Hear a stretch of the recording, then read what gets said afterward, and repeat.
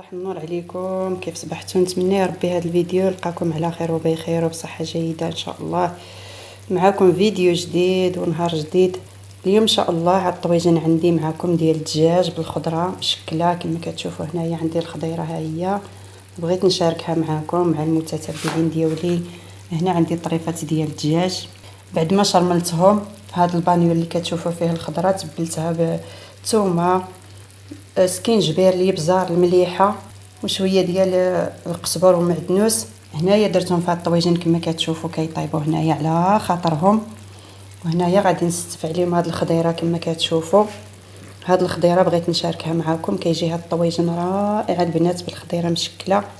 هنا غادي نستفوا الخضيره ديالنا وغادي نخليوه يطيب على خاطره. هنا كما كتشوفوا عندي البطاطا وعندي خيزو وعندي اللوبيا لاريكو خضراء كذلك غادي نشاركها معكم. هاد الخضيره كتجي زوينه بزاف وكتجي بنينه وكطيب في الطاجين كتجي اكثر من رائعه وبغيت نشاركها معكم. صافي هنا كنبداو نستفوا في هاد الخضيره. عندي هنا حتى البصله راه هي مقطعه، درت شويه في القاع ديال الطاجين على حساب الدجاج باش ما يلصقش لينا، وشويه خليتهم نديرو عاوتاني من الفوق. صافي كما كتشوفوا هنايا هاد الخضيره هكا كنستفوها وكنقصوا عليه العافيه كيطيب على المهل وكيجينا الطويجين معلك وهكا كنبقاو نستفوا فيها. طريف خيزو، طريف بطاطا، هذه البصله. صافي غادي نرويوه بالماء طايب ونخليوه يطيب على خاطره. هاد التشرميله هذه كذلك غادي ندير فيها لاريكو، غادي نشرمل فيها لاريكو وغادي نديرو كذلك من هنايا فوق الدجاج ونخلي الطويجين هكا كيطيب. وما شهيتكم في هاد الطويجين وانا كنشارك معكم غير الغدا ديالنا وصافي هادشي اللي كاين. ايوا دابا غادي نديرو لاريكو في هاد الطويجين في هاد الجبانيه كما كتشوفوا. ها نتوما هذه لاريكو صاغبتها كذلك حتى هي كنشرملوها كتاخذ حتى هي التتبيله ديالها مع هاد لاصوص. كلشي كيتشرمل هنايا. صافي دابا غادي ندوز وغادي حتى هي نستفوها في هاد الطويجين هذا.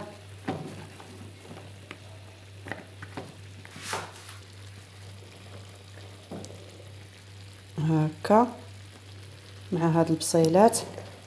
لا التصوير راني كنصور غير بواحد اليد، ما عنديش كيفاش ندير نحط التليفون. داكشي علاش كنصور معكم شاده بيد وكنصور معكم. داكشي علاش قبلوا على التصوير ديالي وصافي. انا كنبغي نشارك معكم الحاجه اللي كندير في الغدايه ولا العشاء ولا اللي قسم سيدي ربي. المهم المشاركه. ايوا هكا دابا غادي نمشي ونزيد عليه الطريف ديال الحامض مصير.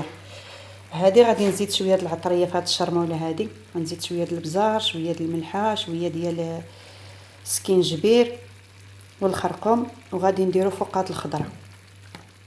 هنايا المشاهدين ديالي العزاز بعد ما استفت الخضيره ديالي زدت شويه د الماء طايب هنايا في هذا البانيو اللي شرملت فيه الخضر والدجاج.